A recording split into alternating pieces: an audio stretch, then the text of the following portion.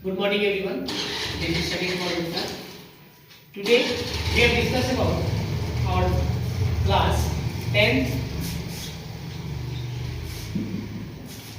Live.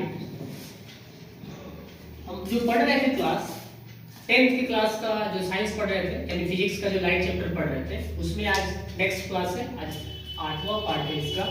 और आज का जो हमारा टॉपिक है ये क्वेश्चन है, इसमें बोल रहा है कि समतल दर्पण में जो प्रतिबिंब बनता है, समतल दर्पण का जो प्रतिबिंब बनता है इसका प्रकृति और विशेषता क्या होता है, यानी कि समतल दर्पण में बने प्रतिबिंब की प्रकृति और विशेषताओं का वर्णन करें, ये क्वेश्चन पूछता है। तो देखिए जब भी समतल दर्पण में जो प्रतिबिंब बनता है वो क्या होता है, वो काल्पनिक और आभासी बनता है। समतल दर्पण में जो प्रतिबिंब बनता है वो क्या होता है, काल्पनिक और आभासी बनता है। फिर बोलता है कि समतल दर्पण में जो प्रतिबिंब बनता है उसे हम पर्दे पे नहीं उतार सकते।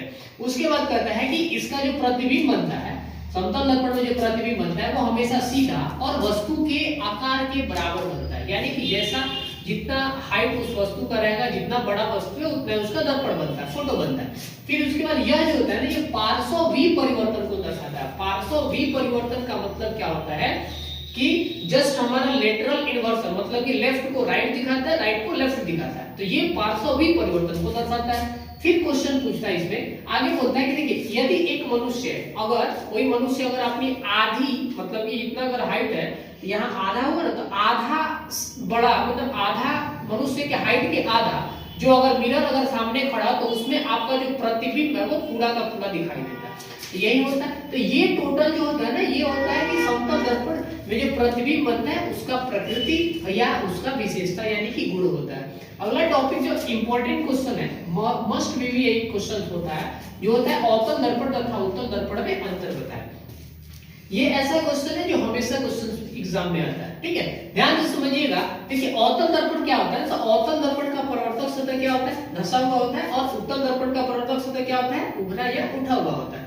फिर कहता है कि इसका फोकस जो होता है ना, अवतल दर्पण का फोकस हमेशा वास्तविक होता है और उत्तल दर्पण का फोकस हमेशा काल्पनिक होता है। फिर इसमें बोलता है कि वास्तविक प्रतिबिंब जो होता है, वास्तविक जो ये अवतल दर्पण होता है ये हमेशा वास्तविक प्रतिबिंब और काल्पनिक प्रतिबिंब दोनों प्रकार का प्रतिबिंब बनाता है, वास्तविक और काल्पनिक दोनों बनाता है। लेकिन ये जो उत्तल दर्पण होता है ये केवल काल्पनिक प्रतिबिंब को बनाता है, केवल काल्पनिक प्रतिबिंब। अब उसके बाद पूछता है ये जो अवतल दर्पण जो होता है ये वस्तु के आकार से बड़ा भी बनता है, छोटा भी बनता है और बराबर बनता है।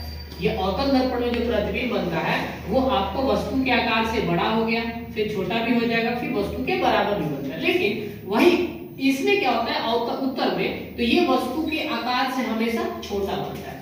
उत्तल दर्पण में वस्तु के आकार से हमेशा छोटा बनता है। लेकिन नेक्स्ट टॉपिक और आपको लास्ट वाला टॉपिक इसका बताता है कि अवतल दर्पण को हम क्या, कौन सा दर्पण कहते हैं, अभिसारी दर्पण कहते हैं, और उत्तल दर्पण को हम अपसारी दर्पण भी कहते हैं। तो ये 5 इंपॉर्टेंट टॉपिक्स है इसका, ये डिफरेंसेस का यानी कि अंतर बताने का, ये अंतर बहुत इंपॉर्टेंट होता है, ध्यान से इसको याद रखिए।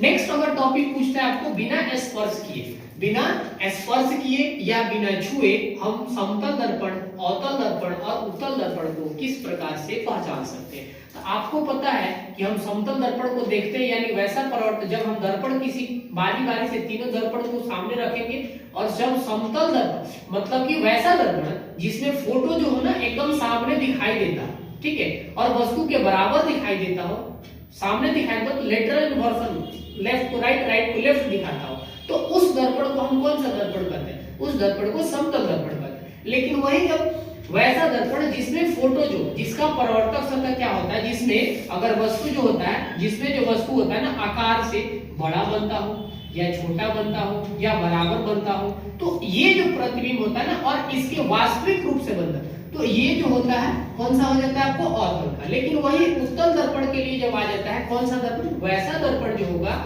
जिसमें बना जो प्रतिबिंब होगा ना वो छोटा बनता है, तो उस दर्पण को हम लोग कौन सा दर्पण कहते हैं, उत्तल दर्पण। यानी तीनों दर्पण है, तीनों दर्पण को बारी से सामने रखेंगे जिसपे बराबर फोटो बनेगा, लेटरल इन्वर्सन को दिखाएगा, लेफ्ट को राइट, राइट को लेफ्ट दिखाएगा, वो समतल में आ जाएगा। और वही उत्तल में जिसका वस्तु से बड़ा बन जाता है तो वो हो जाता है आपको कौन सा अवतल, जो वस्तु से छोटा जिसका दर्पण बनता है वो हो जाता है आपको उत्तल दर्पण। ठीक है, आज की क्लास में बस इतना ही पढ़ेंगे, फिर पढ़ेंगे नेक्स्ट क्लास के नेक्स्ट वीडियो में। Thank you.